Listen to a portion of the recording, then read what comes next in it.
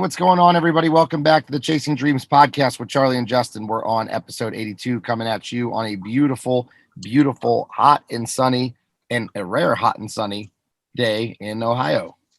Yes. It's so nice. I can get used to this weather. Yeah, I know. How hot is it? Did it get up to 90 today? It was probably pretty close, if not. I think it did get close to 90. Definitely the humidity made it feel a lot hotter than it was, I'm sure. Yeah, but if there's any two people in this world that won't complain about that, it's obviously you and I. Yes. Did you do anything outside to enjoy the nice weather? Yeah, I got up and did a 5K at 8 o'clock this morning. Cool. Training wise. Yeah. It's starting to get better and better with the baby and the stroller. And, it took a couple weeks to dial in what time to feed her beforehand. So it was like the right time so she doesn't get cranky during, doing one. So I think we got it figured out. I think that's the real fun thing about doing something like that is the fact that, like, at least for me, the one thing that we've talked about before is one of the downsides to bodybuilding that I enjoy doing is the fact that you can't just do it. Like, the process is what's enjoyable about it, or needs to be enjoyable about it, because the final outcome can only happen every so often. Like, you can't just decide, I'm going to enter a bodybuilding show today, because there's so much that goes into it. So it's months and months and months before, everything comes to fruition. Whereas with like endurance sports, such as, running 5Ks or whatever, or even powerlifting, which is gym based, those things are awesome because you can just do them almost on a whim because they're part of what you'd be training for anyway. Like you said, you could just go out and do a 5K if you wanted. Right. Yeah, it's nice. I think that's what I am attracted to the endurance sports so much for, is because it's, like you said, it's kind of like a freedom to just do it. And plus, I think there's different avenues that you can pursue when you talk about like endurance sports or pushing your body or whatever. As I've gotten older, and I say that in the context of gotten older as in training experience, not necessarily older chronologically, although obviously there's a correlation there. But the more and more I have exposed myself to different stimuli in the training realm, the more and more I fall in love with different things. Like being that bodybuilding is the number one and probably will always be number one as far as the things that I enjoy doing. I've added so many other methods of training to my programming over the years, not just for benefit, because there are benefits, numerous benefits that come from adding different modalities into your training for bodybuilding specifically, but also just out of sheer enjoyment. Yeah. Like, I think it breaks up the mundane and the routine. And looking back on things during the pandemic when we couldn't lift at all, and I was doing more so circuit training and a lot of outdoor hiking and running, dare I say running, it was actually really, really enjoyable in hindsight. I didn't get that much enjoyment out of it at the time because I was so focused on not being in the gym. And I looked at that kind of as almost as a consolation prize. Like, oh man, I can't go to the gym like I want to. So I guess I just have to do this. This will have to be sufficient for me right now.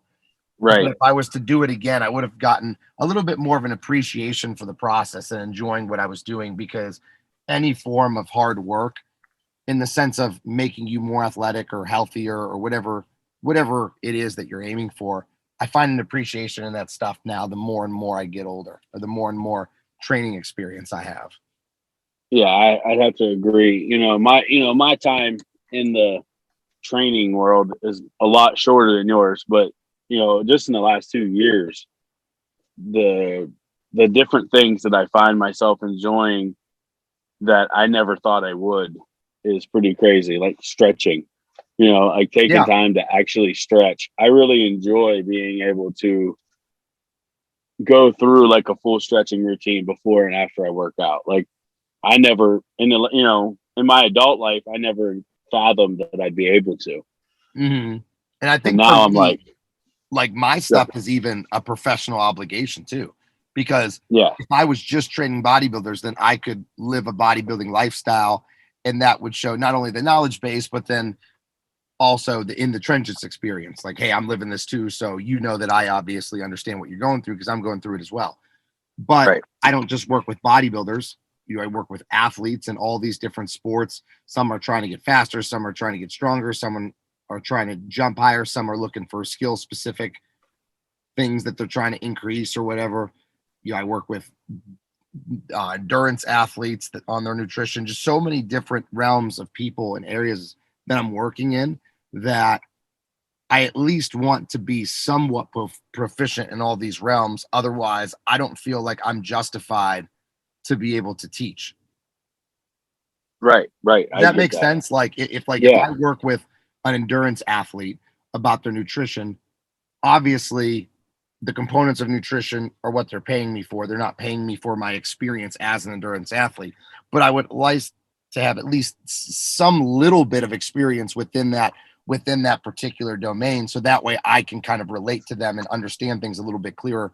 Plus it's a little bit more marketable. Like when I train athletes, if I can preach the importance of these drills and then I can demonstrate the drills with at least some degree of proficiency, then it looks good on me and they say, oh, he does this stuff too, so he kind of believes in it. Right. No, it makes total sense. But it's also difficult because when I think about that, I have this, again, I never deviate too far from bodybuilding. That's always like the primary goal. But at the same time, I always want to be so good at everything. So I want to be athletic. I want to be strong. I want to be flexible. And even the endurance thing, even though I don't do it, it's not because I wouldn't like to do it. I just don't enjoy the training to be able to get it. But I would like to, have a little bit of endurance about me just because holistically, that's how you develop a well-rounded, healthy human.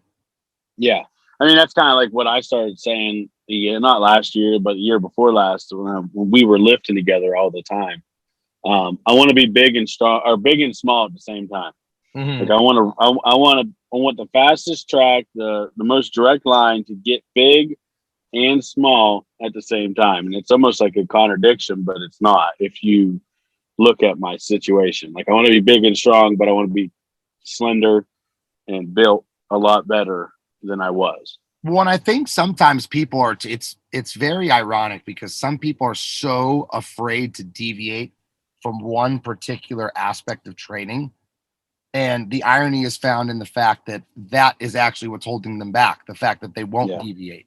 So a perfect example would be like these CrossFit athletes. Like I know a lot of guys who are bodybuilders, either competitively or bodybuilders in the sense of like they live the lifestyle, but they don't actively compete. So they're not necessarily competitive bodybuilders who get on stage or whatever, but their main goal is to build as much muscle and look as muscular as possible.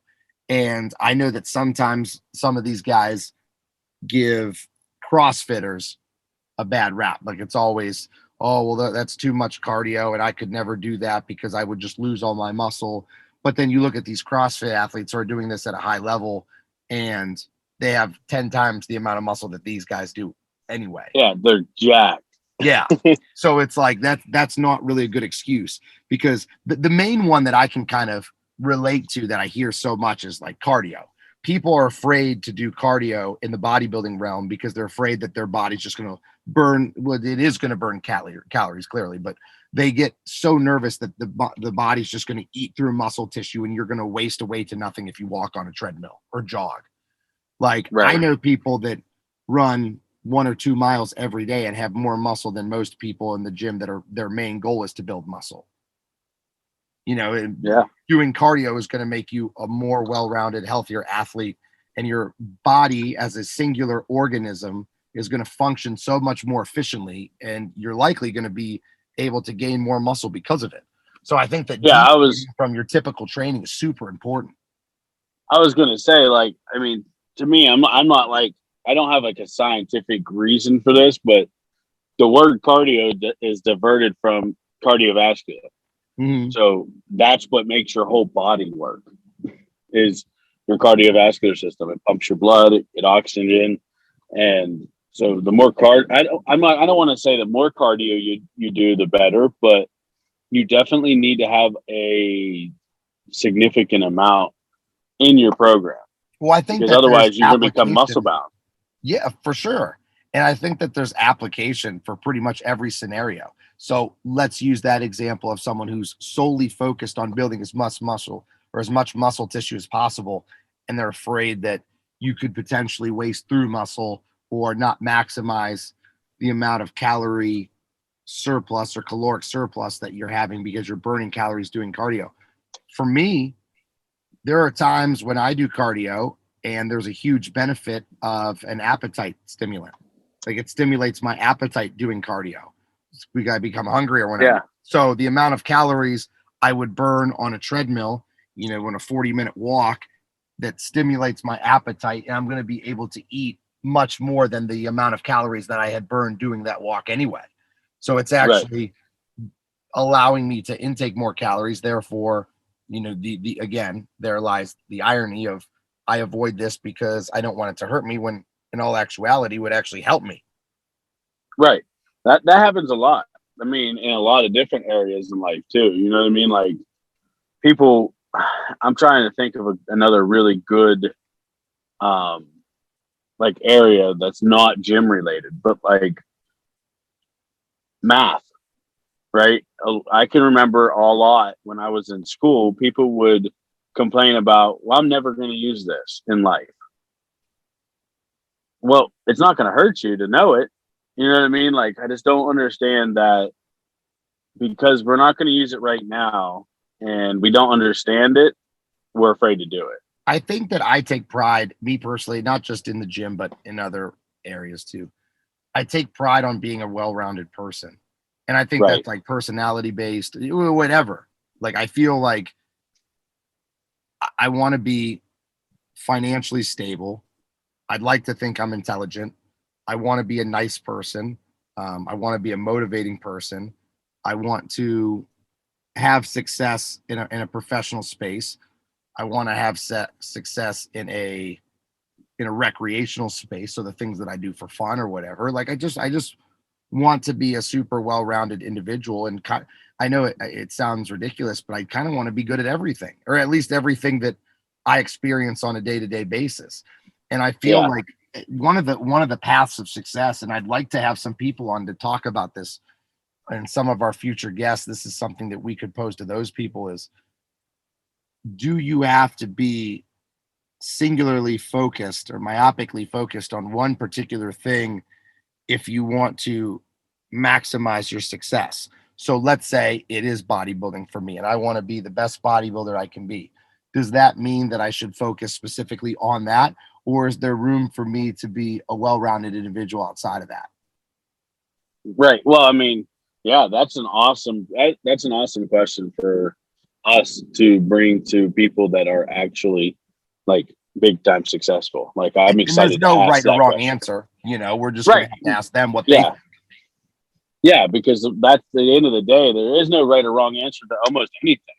It's how you interpret the answers and how you can apply it to your daily life.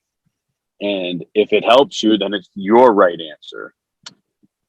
Yeah, I think that like for me, that's important too, is creating a big enough of a sample size or a poll when you talk to people Right. about these types of things. I don't, I've been privileged enough and blessed enough where I've had some pretty good mentors growing up, not only growing up, but also in my adulthood, especially in my adulthood.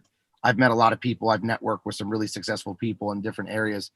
And when I talk to these people, I usually am pretty repetitive with my questions. Like I ask all the people that I would consider mentors in my life, I ask them similar questions because I want to have a larger sample size to compare answers. If you have someone that you really like and well respect, I think you'd be doing yourself a disservice if you took everything that they said for gospel, despite Yes. how successful they might be, because now you're not getting any alternative point of views. It's just what that person says.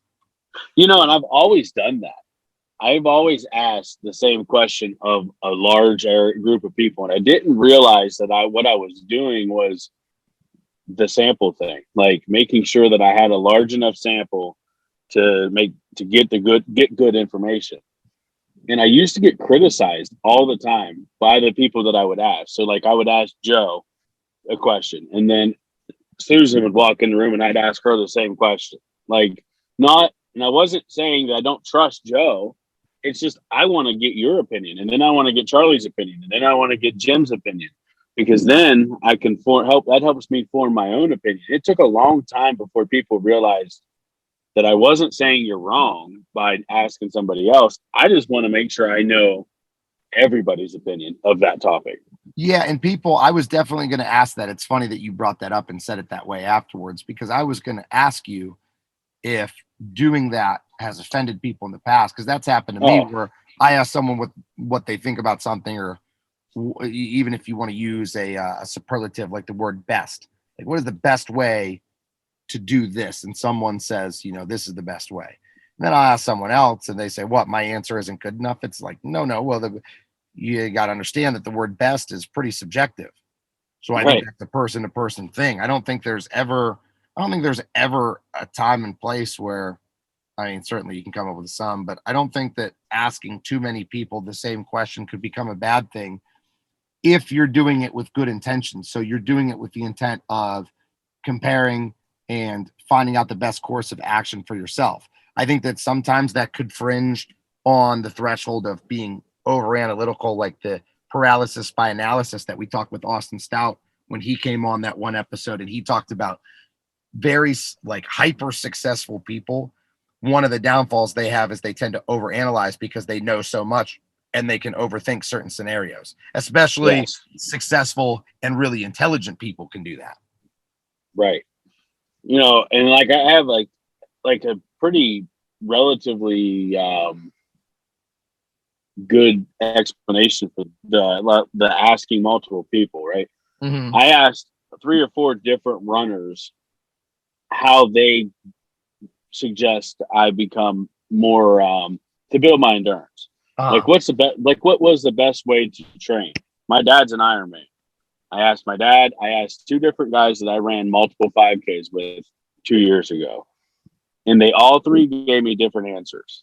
My dad said keep everything the same. So to run on a treadmill or run on an indoor flat track or an outside track, but keep all of your variables the same. That way we could track how it works. And that makes sense.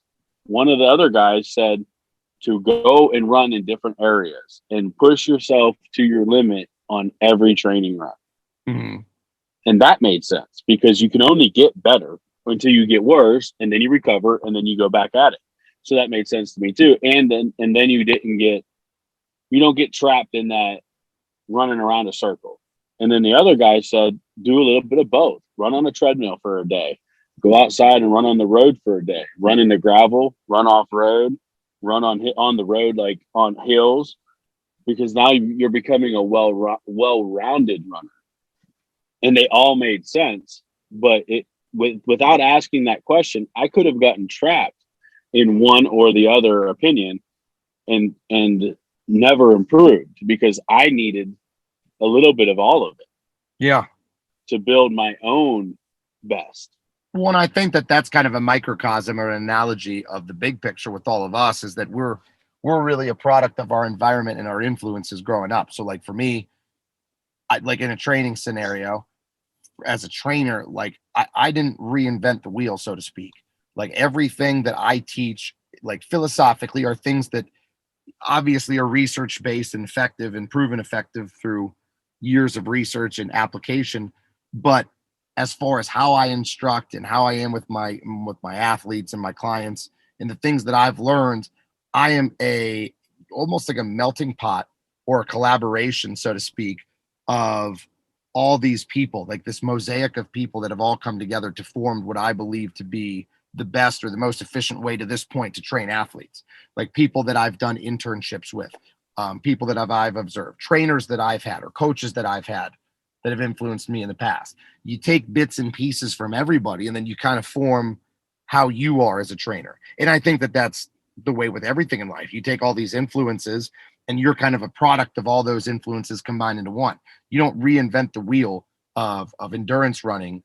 Like you didn't come up with a completely new revolutionary way to train, because I Right. told you before, when it comes to training, I think we've got, as far as athletic training or conditioning or whatever, I think we've got it pretty well figured out. I don't know, at least in my lifetime or the foreseeable future, how many revolutionary type of breakthroughs we're going to have in terms of training. Right. It's just a matter of consistency.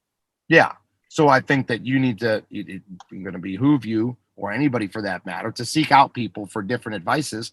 And, kind of herein lies one of the pillars of our podcast is we always talk about successful commonalities. Like, what are successful people? If we have 300 people that we interview and people that we deem successful in different aspects of life, of these 300 people, where are their alignments? Like, everybody's going to have different personalities. Everybody's going to have different opinions. Everybody's going to have different upbringings. Everybody is going to have different environmental factors that affected them.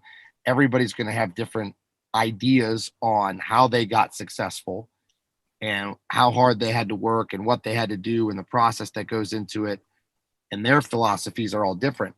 But maybe if we interview all these people, we can find trends that are eerily similar between all of them, or at least a large majority of them. And that was kind of the premise of the podcast, is, or at least with the guests, is finding people that are clearly a lot more successful than us and see if there's traits that they all share that you and I can then mimic. Like, one thing that we noticed in probably the first 15 of our interviews, you and I mentioned on air and off air that one of the common talking points that everybody had was a support system.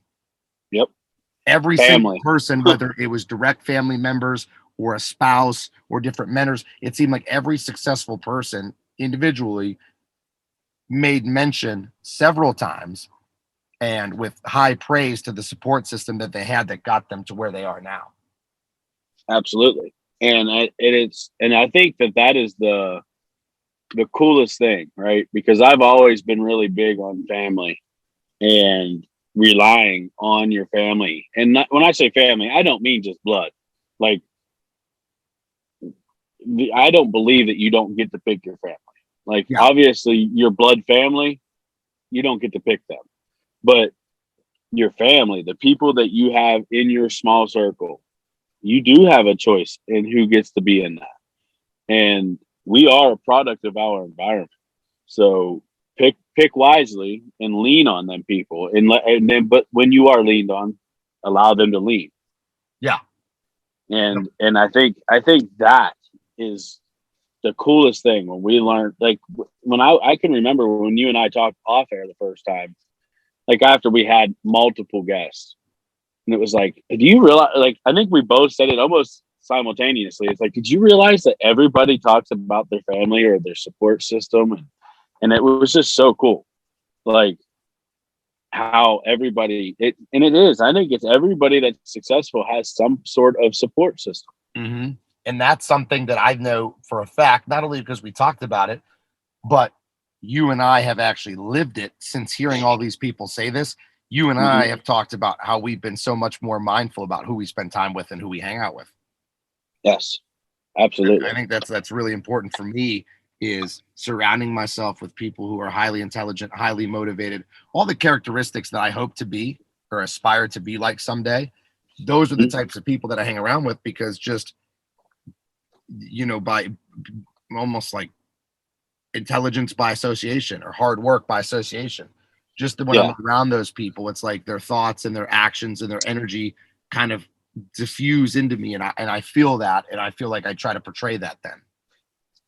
Yeah, I can remember like when I was younger, I can remember somebody saying, I'm going to tell you about yourself. And it was in a negative context. And in my recent days, like as of recently, I have started doing that. Like, I literally tell somebody, let me tell you about yourself, but I want to do it in a positive manner. Like, because a lot of times people that are your support system or are your people don't realize that you recognize them for that. You know what I mean? Like, so they don't know. You're kind of using them as your support system, and they don't even realize they are. And I think it's important to boast and build them up and let them know, hey man, if without you, I don't know where I would be. Like, I don't know how far my journey would have gotten without Charlie or without my mom or my wife or, several of my coworkers. I don't know how much of this weight I would have lost without you guys. Well, I And think I that think that helps it's the other people too, because every hmm time I can't tell you how much, and we've talked about it several times about like getting and receiving or receiving and giving compliments, how nice it feels when someone gives you a compliment, even if it's something little. And I know that professionally, when I receive those compliments, it like reinvigorates me to push even harder. Like when I have athletes' parents that text me or, call me or whatever, and are very, very effusive with like their praise of like how much progress their son or daughter's made, or how happy they are and how much they enjoy training and how much more confidence they have or whatever. Every time I get one of those, that always like reinvigorates me to work even harder right. I and to can have see more that. happiness with my training and to enjoy what I'm doing that much more. Yeah, I definitely can relate to that. Like I as everybody knows, I teach as well. Not in the realm that you do, but I instruct in the truck training, and I teach people how to drive truck and do a job. And it's cool. It doesn't happen very often, because with working with adults, especially in the oil field, a lot of times people are um, backwards about telling people like thank you or whatever. But like there are times where I'll have a guy tell me or tell somebody else, like one of my trainees, for example, one of my old trainees will tell my current trainee, hey man, you got a really good one here, and you can tell they're being genuine because they're not doing it in front of you. You just walk in and hear it or whatever. And they Yeah. really, really do. Like I don't so much need that pat on the back or that kudo, but it is nice. It's nice Mhm. to hear. Absolutely. So let's take a minute. Let's go to commercial break because there are some update things that we want to cover because I've gotten a lot of messages and people want to know about my eventful weekend last weekend. Yeah, So me. let's go to a commercial break and then we'll talk about some updates on my end when we come back. As listeners of the Chasing Dreams podcast, we know that you demand the highest quality at all times. If you're interested in quality, look no further than Beast Mode Baking. Beast Mode Baking aims to bring the highest quality, creative, and of course delicious baked goods to your home with nationwide shipping. All orders need to be pre-ordered to ensure they're packed fresh and shipped out to you as soon as possible. Beast Mode Baking offers a flat rate of $15 for shipping due to the size and weight of the cookies and doughs. So if you're interested in Beast Mode Baking, please contact CEO Shannon Knorr. That's at SKNORR13 on Instagram and order your delicious baked goods today because every time you support them, you're supporting the podcast as well. And we're back from our commercial break. So prior to the break, Justin, I was talking about how I wanted to provide a little bit of update for people because I had a ton of interest generated on or that revolved around my Spartan race this past weekend. Yeah, I gotta know, how was it? Like So I read your post and we've talked very briefly, but yeah, I didn't gotta want to know. divulge too much on Instagram because I kind of wanted the opportunity to give a little bit more detail here, where I could Yes. actually talk it out because typing it's almost too much to put into words. So backtracking a little bit for those that are unfamiliar with Justin and I are referring to, check out the past previous or a couple previous episodes. We've talked about it at least to a small degree on each of those leading up to it. Long story short, a former guest of the show, Josh Marassi, who's a all-time world record holder in several uh, different powerlifting aspects. I mean, he holds world records, I believe, in the bench, squat, and deadlift. I think he has over 15 world records and arguably pound for pound one of the greatest powerlifters to ever live. He was a guest on our show, and he reached out to me as a friend and challenged me to do a Spartan race with him, which is like an obstacle course race. And Justin, you would know more than I would. There's several different types. Like I know there's the tough Yeah, there's mudders and is it what battle is it? I think frog? it's Battle Frog, Tough Mudder, there's the Spartan, um and there's another one that I can't remember. There's a couple cool ones like the Great Inflatable Race, which is a little less intense than the Spartan and the Tough Mudder. Um, and there's a couple of different ones too. There's the Muddy Princess, which is an all female event, which is pretty much the same thing as what you did, but it's all women. It seems like a lot of them are the same concept. So what the one that I did, the Spartan race, was actually luckily was somewhat local. I mean, there's people that literally travel all around the world to participate in these events. And there's like, it's like an ongoing competitive circuit. And I know that people will go from country to country or state to state to compete in these things. And I was lucky enough that the one that Josh challenged me to was 45 minutes away or an hour away. So it was right up the road, essentially. We did the sprint, which is the 5K portion of it. So it's a 5K, 3.1 mile run with 20 obstacles intermittently spread throughout it. First and foremost, it was an absolute blast, and I had significantly more fun than I'd ever dreamed of. I thought that I would enjoy it, but I didn't think that I would enjoy it to the degree that I have. But it was definitely, God, I don't want to be a product of the here and now and make it sound like it was some insane breakthrough, but I would venture so far as to say that it was potentially life changing, only in the sense that this is something that I plan on doing, repetitively in the future because I had that much fun with it.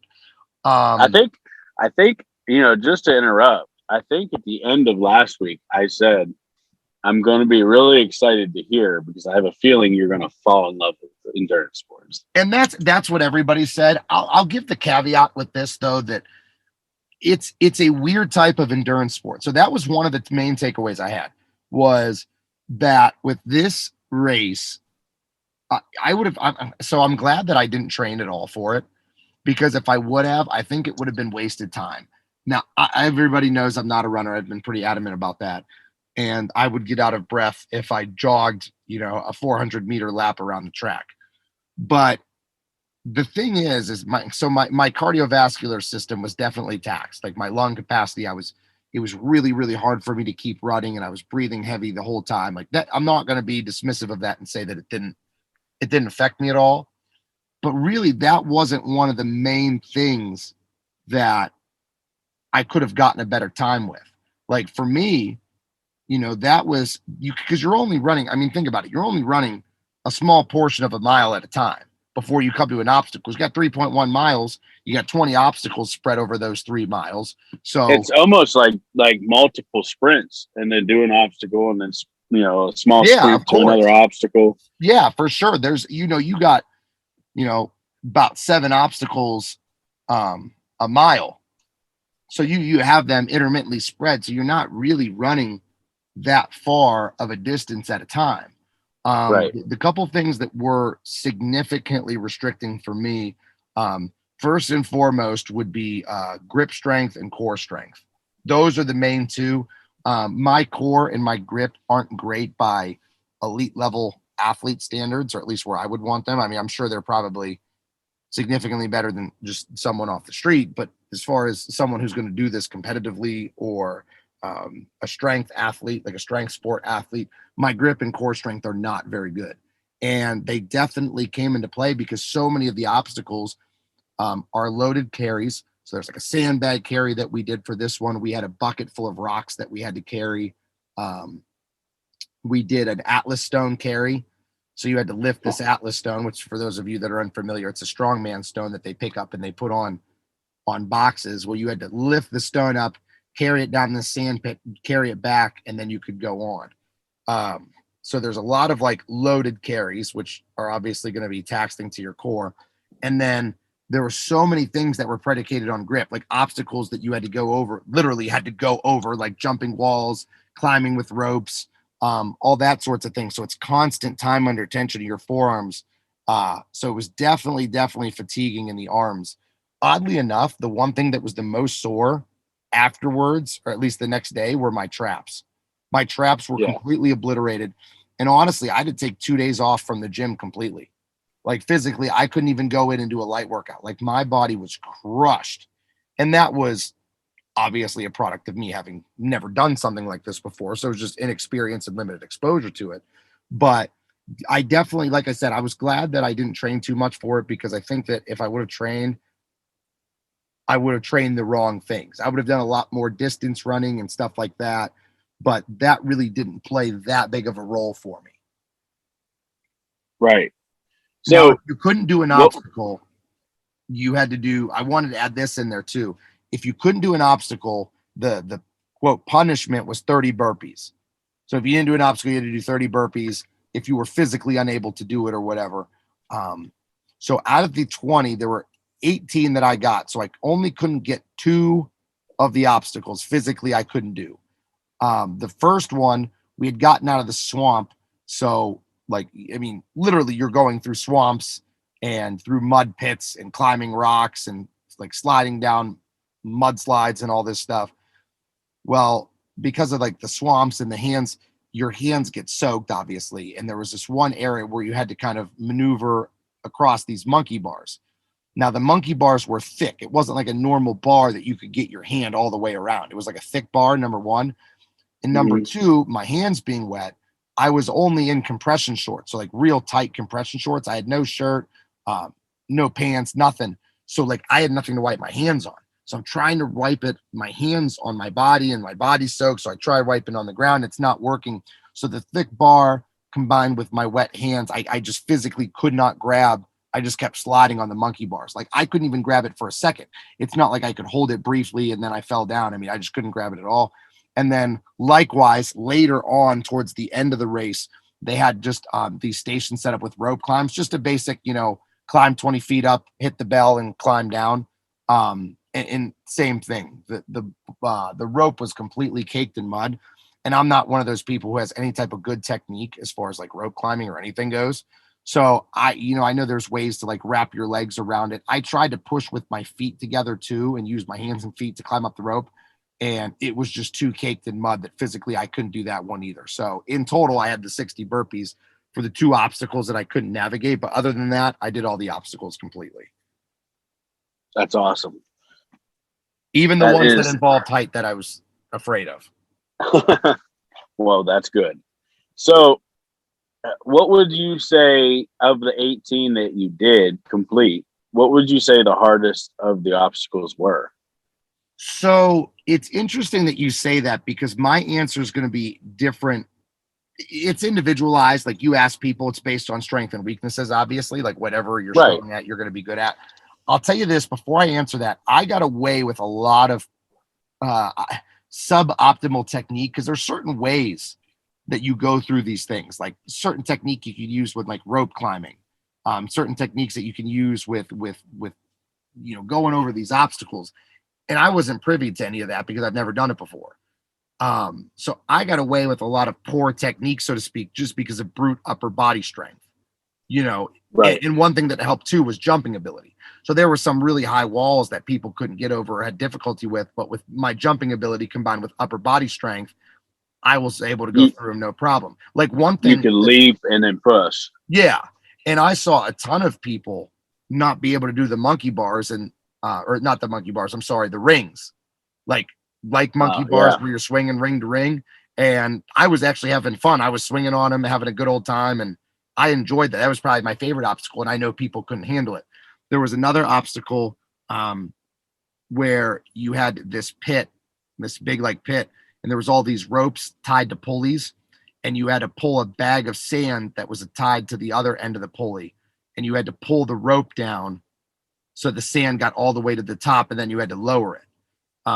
And it was heavy. And I know that there was dozens and dozens and dozens of people that I was around that couldn't do it physically because they just didn't have the upper body strength or the weight to be able to pull it down. Um, Yeah. so for me, though, the most difficult obstacle, and I don't think I'm speaking hyperbolically when I tell you that it was probably the hardest thing I've ever done physically in my life, was the sandbag carry. So they had these long sandbags that were probably, I don't know, like 4 feet long, and they're obviously filled with sand, but they weren't completely filled with sand. So So they what were you had to do is, floppy. yeah, you had to put them on your shoulders and try to shift equal amounts of sand to both sides, right? So that's number Yeah. one. Number two is you had to take them up these huge, huge, steep incline hills. So, like, we're talking, gosh, man, it felt like it was a 75-degree incline. Wow. Now you're in muddy shoes, everybody's falling. Like, it was so hard. And the part that was hard for me, because it was a combination of two weaknesses. Number one, even though I said it's not super, super endurance specific as far as just regular running goes, I'm still completely out of breath and I can't breathe. So I'm like, Right.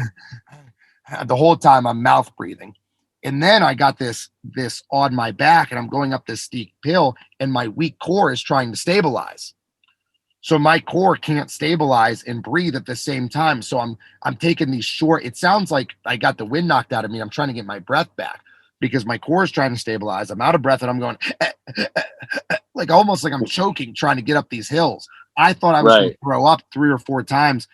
I actually had to set the sandbag down for a couple minutes and lie on the ground in between hills before I could put it up on my shoulders and go again. And a friend of mine named Tony, so shout out to Big Tone.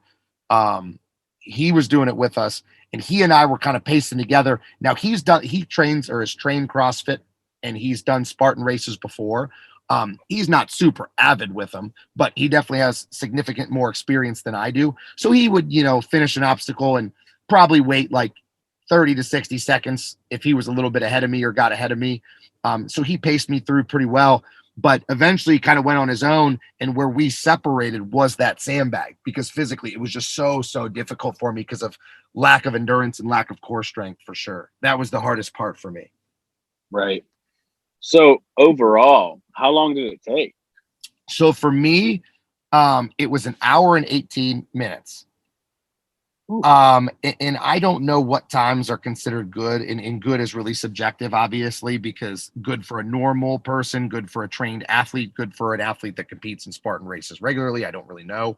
Right. I don't So either. what I did was what they do is when they give you your time, they break it down by demographic. So this was your time. You place this compared to everybody overall.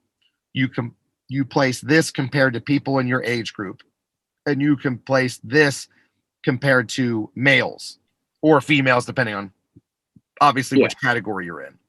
And every single one of those I placed in right about the top, or I was in like the 30th percent, or excuse me, the 70th percentile. So I was in like the top 30% on That's all. good.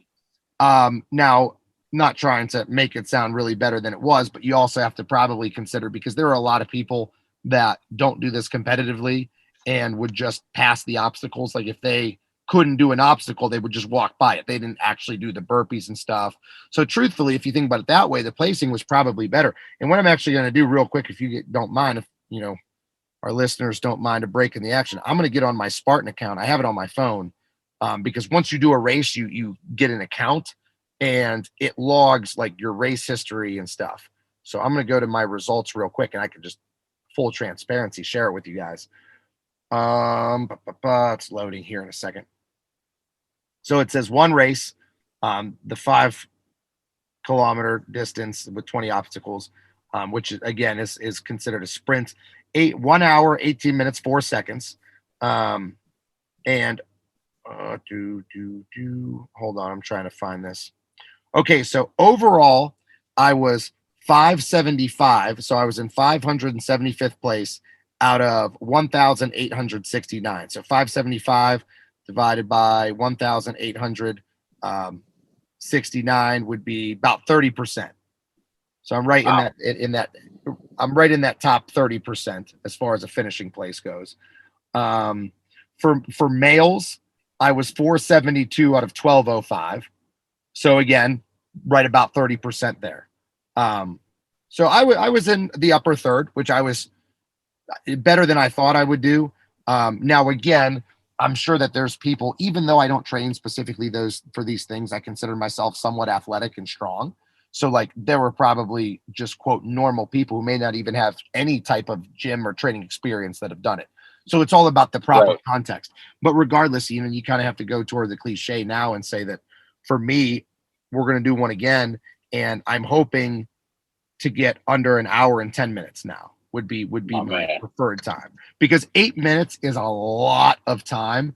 But looking back, I could have done so much better only because of what's unknown. Like you don't know how long it is. Like you're kind of trying to pace yourself. Like there's opportunities to make up 30 seconds at a time pretty easy with obstacles and stuff. So knowing that now, I could go back and feasibly take off several minutes, even if I did one just the next day, just having a little bit of experience with it. So I'd like to, do this. I don't want to say competitively, but competitively with myself and try to take off times and stuff. No, I get it, man.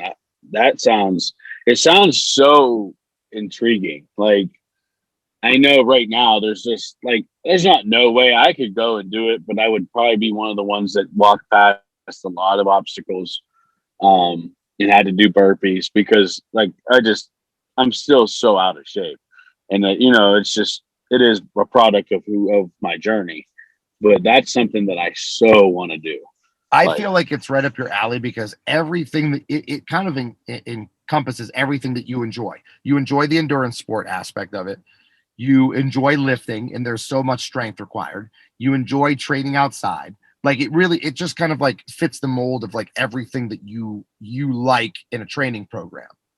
yeah, I I will. almost want to say I'd like to do that one you did next year. Like, Yeah, I don't even know, to be honest. I don't even know if they do, if they're annual or if they constantly are moving. right. All I know is this. Well, let me ask you, will you do one with me in the near future? Yeah, yeah. How near of the future are we talking? So there is one in Glen Jean, West Virginia, which I'm not familiar with where Glen Jean is. I think it's deep south West Virginia. So if I'm not mistaken, it's about 4 hours away from where you and I are located, Justin. Okay. And me and Big Tone and Josh are making plans to get a hotel down there. It is late August.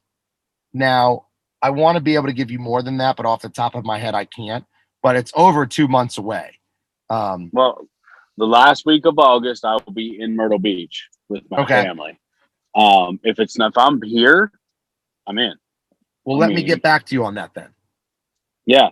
Like if it's not if the vacation's already paid for, but if I'm in town and I'm not on vacation, let's do it. Awesome, man. There it is, Yeah, everybody. You and guys heard it here first. yeah, and if not, like I said, it's something I want to do anyway. So, like, if you're gonna do another one, we'll plan it and get it together. And I would love to do one in the near future just to see, even if as long as I do it and do my best, even if I can't do the stuff, it'll give me an idea, the taste. And You know, certainly you don't have to do Spartan specific. So I'm sure we were just looking at Spartans because it's the one that we had done. But I mean, I'd like yeah, to do all of them because they're all pretty comparable as far as, at least that's my understanding, is they're all really similar, all these different organizations or companies or whatever you want to talk about that put them on. So I'd like to do, a couple different ones and see what we can find. So maybe there are some that are closer proximity wise, maybe even cheaper, more affordable. I don't really know. So I'm kind of interested in kind of journeying or this new kind of path into these obstacle course races, and I don't want to have people think that like this is my new main thing, but I'd like to do it because it keeps bodybuilding interesting doing stuff like this, I think. well, and like we've talked about before, there comes a time where bodybuilding will be is your body can only do it for so long, right? Yeah, sure. But this endurance sports is something you can do late into your life. Like, say it's something that if you got good at now and enjoy doing now as a you know something to benefit bodybuilding for you now, when bodybuilding's not something you can do anymore competitively, this is something that could go on as something you could continue to do competitively. Yeah, absolutely. And I've told people that with bodybuilding, I don't foresee myself being in it, more than 10 years at this point. I'd like to, continue to be competitive for a little bit and see what I can do in that regard. But I eventually will kind of foray into, health, longevity, that sort of thing, because I'm so interested in those things too, and anything pushing my body to the limits.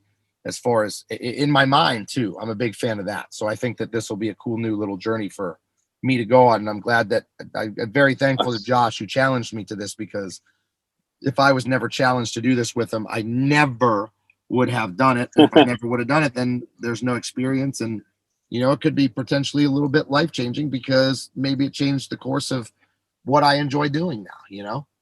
Yeah. No, I'm super excited that you found this, and I'm also super jealous because I have. It's something that I've always wanted to do, is the obstacle course thing. Like you said, not specifically Spartan, but obstacles in general, just because of the nature of it. Yeah, It's an 100%. obstacle. Well, I think that's a pretty good place to wrap it up now that we got that update of the way. I don't want to sound like very self-conceited because it's not like the world revolves around me, but like I mentioned, I did have a lot of people that really, really wanted to know all about it and were asking me questions about how it was. So there's kind of in a nutshell, because I could go into so much detail about all the obstacle specifics, which I'm sure Justin, you and I off air eventually are going to go over that. But it was definitely a really fun experience, and I'm really thankful for that I had the opportunity to do it. Yes, I can only imagine. All right, man. So with that, we have come to the end of another episode of the Chasing Dreams podcast with Charlie and Justin. This has been episode 82. We appreciate all our listeners, and we hope that you spend the rest of the week navigating the obstacles in your life and challenge your mind and challenge your body to be better. And hopefully we will hear back from you next week. Unbreakable, unstoppable.